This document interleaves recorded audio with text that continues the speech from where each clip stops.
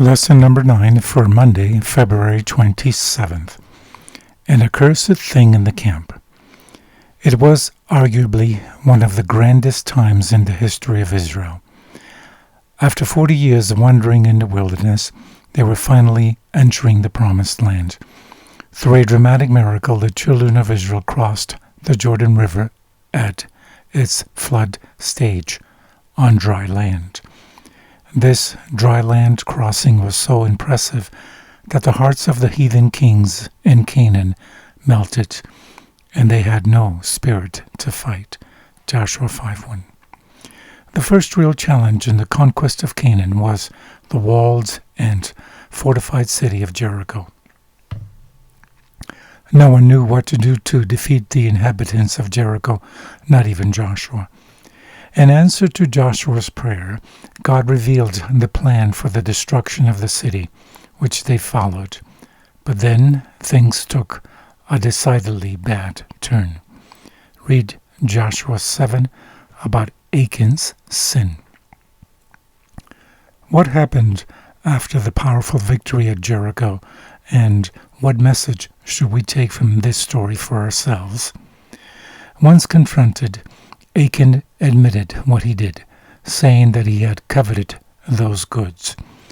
The Hebrew word here translated coveted has been used in some places in the Bible in a very positive sense. The same root appears in Daniel 9:23, for instance, when Gabriel told Daniel that he was a man greatly beloved. In this case, however, the Hebrew original word was bad news. Despite the clear command not to pillage from the captured cities, according to Joshua 6:18 and 19, Achan did just that, bringing disrepute upon the whole nation. In fact, after the defeat at Ai, Joshua feared that the Canaanites and all the inhabitants of the land will hear it and surround us and cut off our name from the earth. Then what will you do for your great name? Joshua 7:9. In other words, the Lord wanted to use these great victories as part of the letting the surrounding nations know of his power and his work among his own people. Their conquests were to be, in a different sort of way, a witness to the nations of Yahweh's power. Of course, after the fiasco at Ai, besides the loss of human life, that witness had been compromised. Think about how easily Achan could have justified his actions. Well, it's such a small amount compared to all the rest of the booty. No one will know, and what can it hurt? Besides, my family needs the money. How can we protect ourselves from this kind of dangerous rationalization?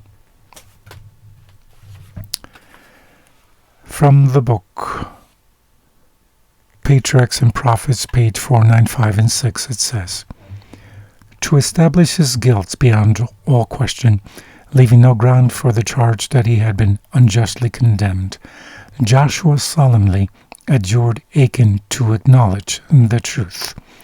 The wretched man made full confession of his crime. He said, 'Indeed, I have sinned against the Lord God of Israel, when I saw among the spoils a goodly Babylonian garment, and 200 shekels of silver, and a wedge of gold of 50 shekels weight. Then I coveted them, and took them, and behold, they are hid in the earth in the midst of my tent.'" Of the millions of Israel, there was but one man who, in that solemn hour of triumph and of judgment, had dared to transgress the command of God. Achan's covetousness was excited by the sight of the costly robe of Shinar, even when it had brought him face to face with death. He called it a goodly Babylonian garment. One sin had led to another, and he appropriated the gold and silver devoted to the treasury of the Lord. He robbed God of the first fruits of the land of Canaan. From the book To Stay with God, page 152, it says, "He who looks at earthly things as the chief good.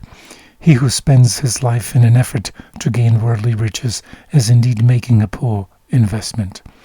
Too late he will see that in which he has trusted crumbling into dust. It is only through self-denial, through the sacrifice of earthly riches, and the eternal riches can be obtained. It is through much tribulation that the Christian enters the kingdom of heaven. Constantly he is to war the good warfare, not laying down his weapons until Christ bids him rest. Only by giving all to Christ can he secure the inheritance that will endure through all eternity.